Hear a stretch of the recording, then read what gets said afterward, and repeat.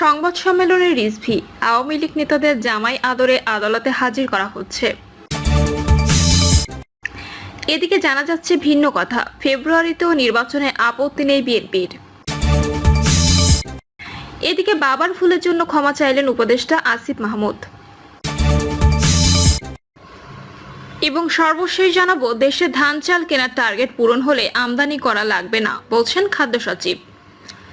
শুনছিলেন সংবাদ শিরোনাম, এবারে বিস্তারিত। সংবাদ সম্মেলনে রিজভী, আওয়ামী লীগ নেতাদের জামাই আদরে আদালতে হাজির করা হচ্ছে। ভয়াবহ অপরাধী আওয়ামী নেতাদের জামাই আদরে আদালতে হাজির করা হচ্ছে বলে মন্তব্য করেছেন বিএনপি সিনিয়র যুগ্ম মহাসচিব রুহুল কবির রিজভী। তার দাবি, গণহত্যাকারী হাসিনার বাহিনীর নেতারা দীর্ঘ 15.5 বছরের ভয়াবহ অপশাসনের জন্য ক্ষমা চাওয়া তো দূরে থাক, উল্টো আদালতে হুমকি ধমকি দিচ্ছে।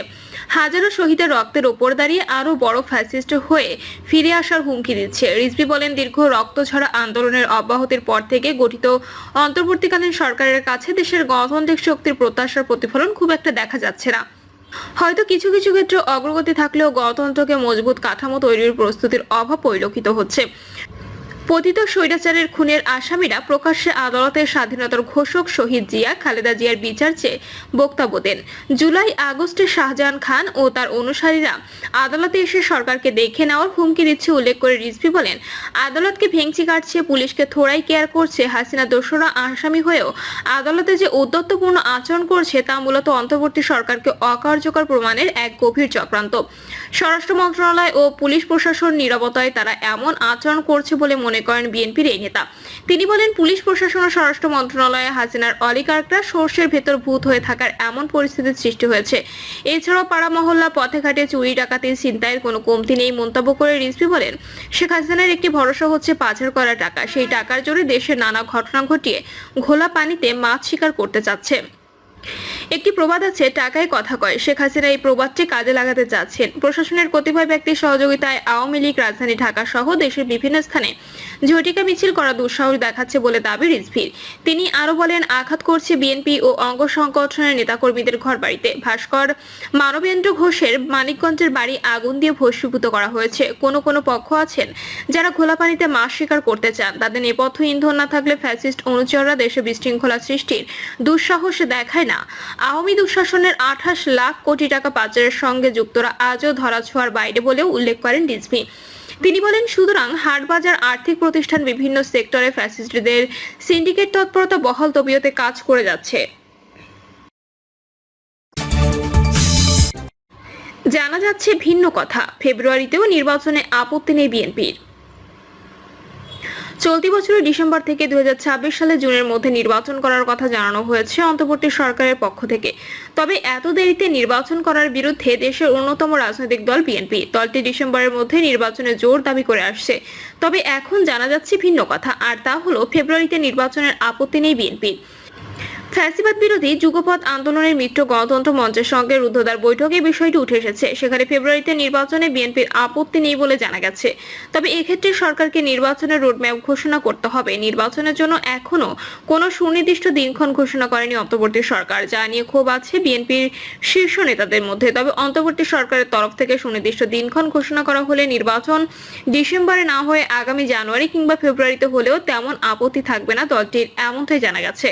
কেননা বিএনপি মনে করে এর মধ্য দিয়ে নির্বাচন অনুষ্ঠান নিয়ে সব ধরনের শঙ্কা যেমন কেটে যাবে, দেশও নির্বাচনের দিকে যাত্রা শুরু করবে।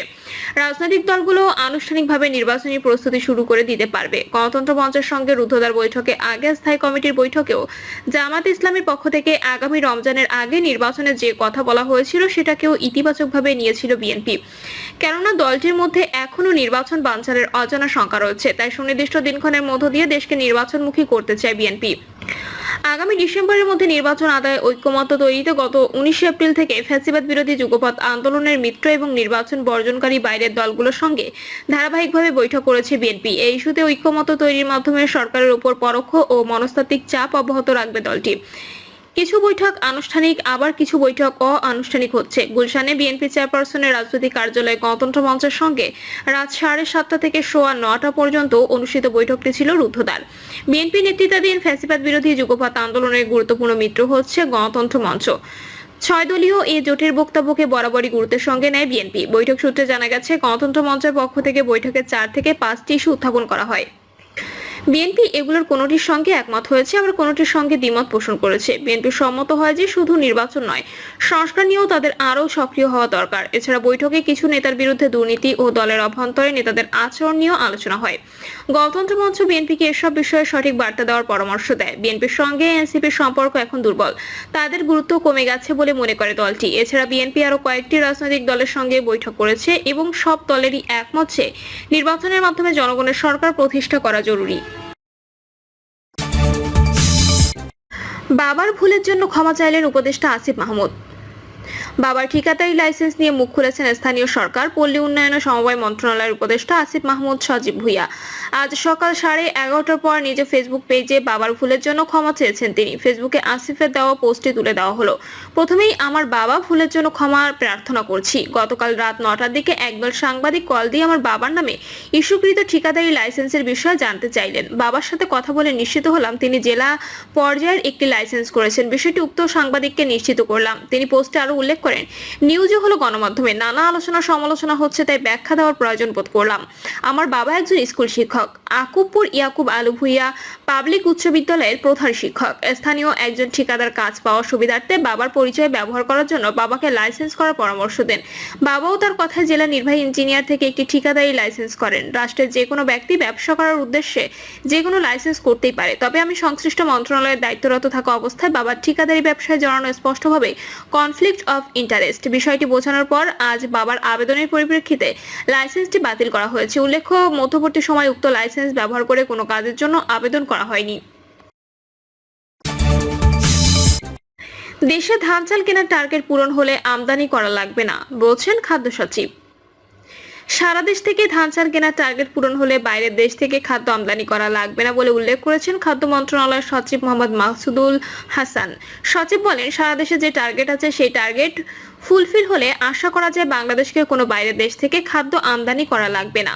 ভবিষ্যতের বাংলাদেশ হবে ক্ষুধামুক্ত। তিনি বলেন, ক্ষুধামুক্ত বাংলাদেশ বাস্তবায়নে সবচেয়ে বড় ভূমিকা রাখছেন কৃষকরা, এ বিষয়ে কোনো সন্দেহ নেই। কৃষকদের সহযোগিতা অব্যাহত থাকবে। খাদ্য সচিব জানান, এবছর সরকার 14 লাখ মেট্রিক টন চাল সংগ্রহের লক্ষ্যমাত্রা নির্ধারণ করেছে। মোহাম্মদ মাসুদুল হাসান বলেন, আমাদের দেশের যে অস্তিত্ব সেটা নির্ভর করে খাদ্যের স্বয়ংসম্পূর্ণতার উপর। খাদ্যের স্বয়ংসম্পূর্ণ না হলে দেশের অস্তিত্ব, স্থায়িত্ব এগুলো নিয়ে সমস্যা হয়। পৃথিবীতে সবসময় খাদ্য একটি গুরুত্বপূর্ণ হিসেবে ব্যবহার হয়ে আসছে। এবছর মিঠামইনে 12,489 টন ধান এবং 27,138 টন চাল সংগ্রহের লক্ষ্যমাত্রা নির্ধারণ করা হয়েছে। সরকারিভাবে প্রান্তিক কৃষকদের কাছ থেকে ধান 36 টাকা এবং চাল 49 টাকা কেজি দরে সংগ্রহ করা হবে। প্রিয় দর্শক, এই ছিল এখনকার সর্বশেষ সংবাদ। আপডেট সব সংবাদ পেতে চ্যানেলটি সাবস্ক্রাইব করে বেল আইকনটি ক্লিক করে রাখুন।